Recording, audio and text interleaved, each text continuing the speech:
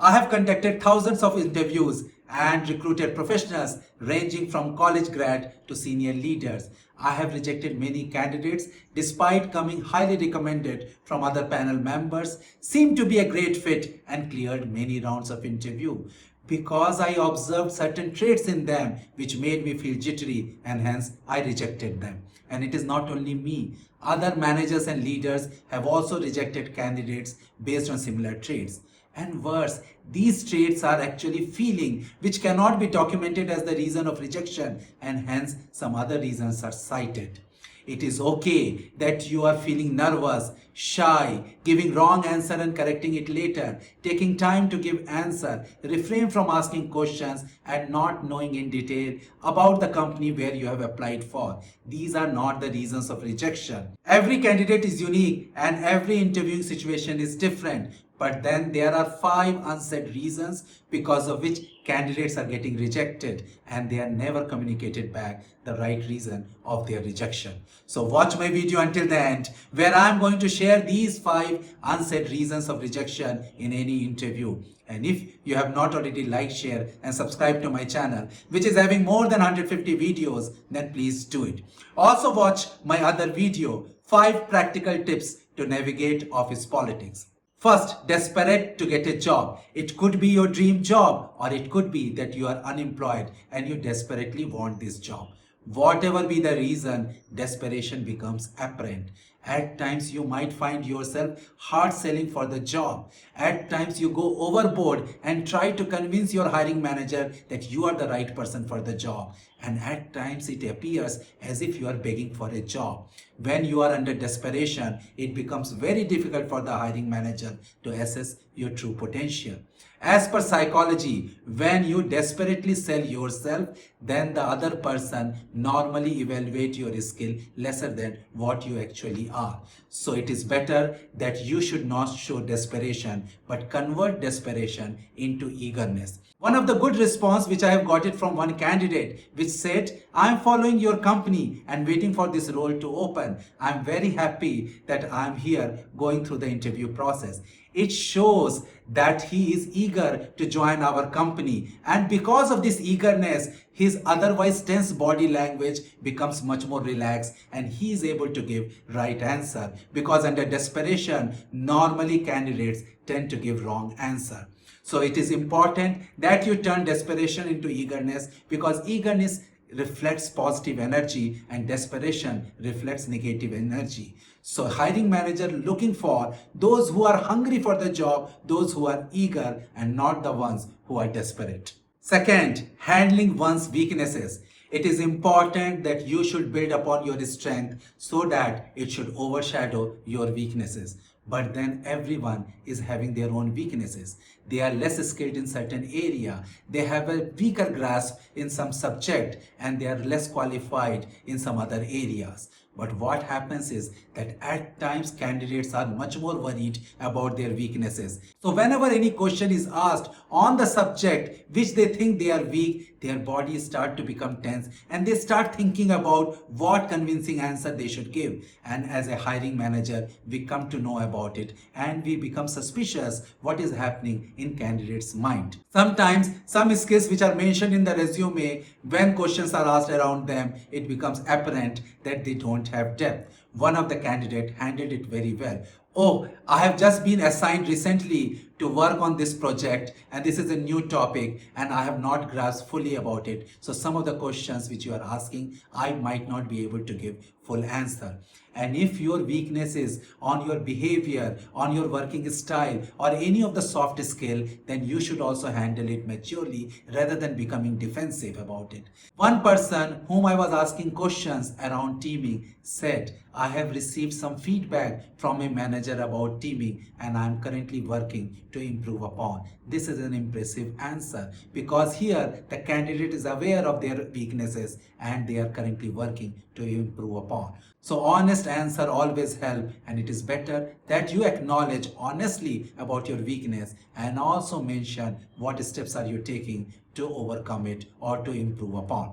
Third, appearing to be a complainer. You might be facing a hostile work environment, a difficult boss, or unhappy with the office politics, but then you cannot express it directly.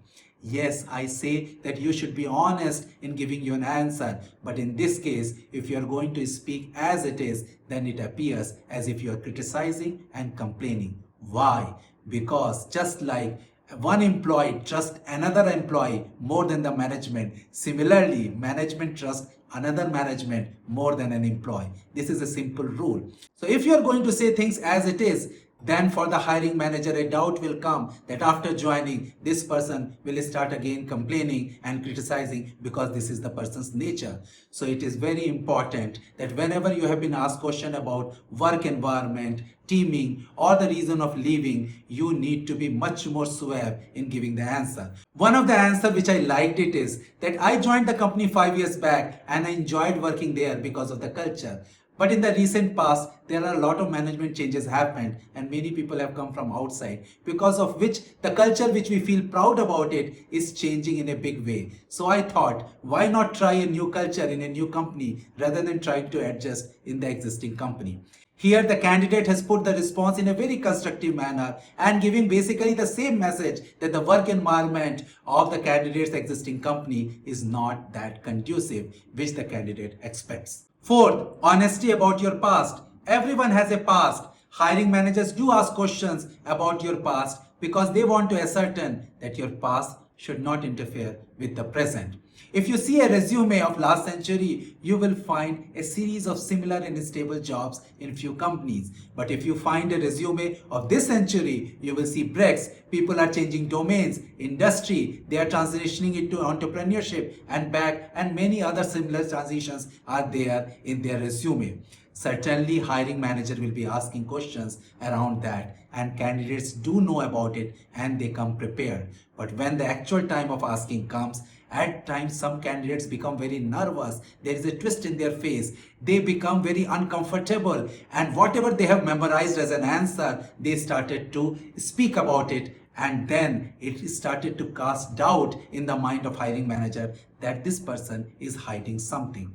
One of the good answer which I have received it that, hey, due to my personal turmoil, my work performance have reduced, so I quit the job and I worked on my personal front, and now I'm ready to come back to the job market again. This shows maturity and an admission that there was something happening in a person's personal life which has triggered such change.